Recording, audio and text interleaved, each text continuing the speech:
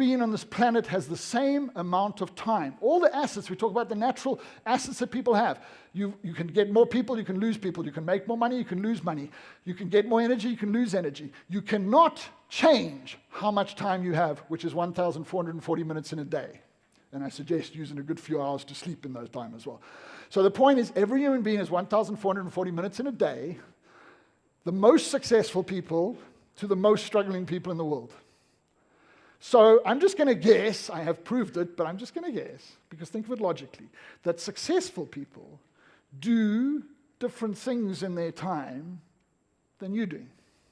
In fact, I'm going to guess, and I know this because it's been proven, that they choose every single day what they do with that limited amount of time they have, and they ensure that they do the things that are going to have the greatest impact in achieving their success. You're not doing that. In fact, a lot of you are spending so much time doing stuff that's not going to change anything in your life. Because you cannot manage time. You can only manage what you do in time. And that is the same for every human being on this planet, bar none. You know, we can all go, if I had more money, I could make more money. If I had better people, I could get better people. You know, we can, all that kind of stuff. But the resource of time is consistent for everyone. So in order for you to become a person who gets the most out of time, you have to first identify what's truly most important. That's why the first exercise of having the vision and defining the 5 major moves was so critical. Because it gives us guidance as to what's truly important and what we should be allocating our time towards. So, time management, no. It's what we do in time that we manage, right? It's how we spend our time. We cannot manage time, but we want to manage what we do. The most successful people, like I said, have the same amount of time as you do. So, how do we do this? We write down a big, crazy, audacious goal, like I mentioned. We come up with those big 5 major moves. So this is us now identifying major things that have to happen for our business to shift in a big way. We then turn those 5 major moves into 5 12-month major moves. So we now bring it back down and we say, what could I do? What are the 5 most critical things I could do with my business and life over the next 12 months that will move me towards the 5 major moves that will move me towards the big, crazy, audacious goal? We're not in survival mode, because if you think like that, you will only think about survival. You're going to think about things, and I promise you, you're not doing most of this. You're just not making the time to do these critical things because you're so caught up in the chaos of what's going on in your business and your life. And there's a wonderful saying, which a friend of mine, Dr. John DeMartini, always says, and it's so true. Your life will fill itself.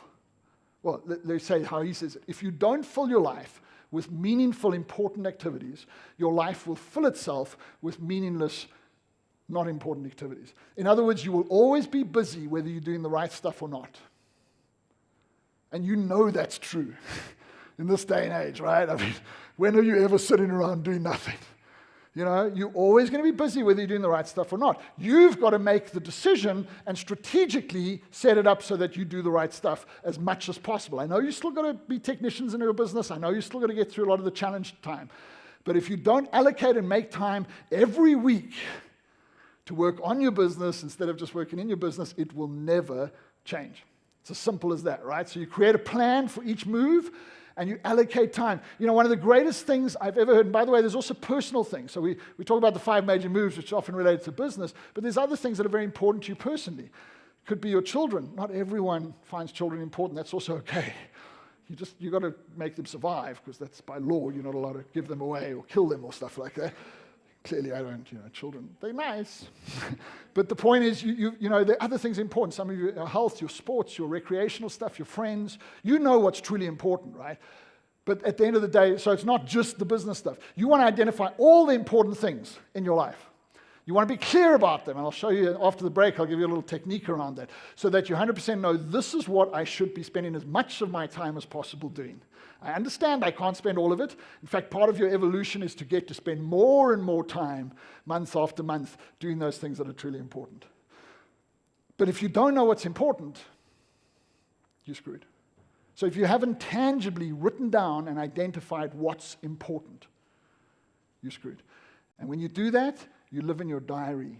You don't live in your inbox, please, guys. Turn the damn phone on silent. In modern technology today, everyone else controls us. And if you go and read Stephen Covey's 7 Habits of Highly Effective People, First Things First is the third habit. And if you go and read the book First Things First, which him and a couple of his colleagues wrote, they will tell you how we're addicted to urgency, and we are so susceptible to doing other things for people that are important to them but not important to us, and we don't even notice it. So if you don't take full control and have the ability to say no and make conscious decisions for everything that's presented to you as to what you do and what you don't do, you will end up living on other people's agendas, doing what's important to them and not what's important to you. And you only have the same amount of time as everyone else.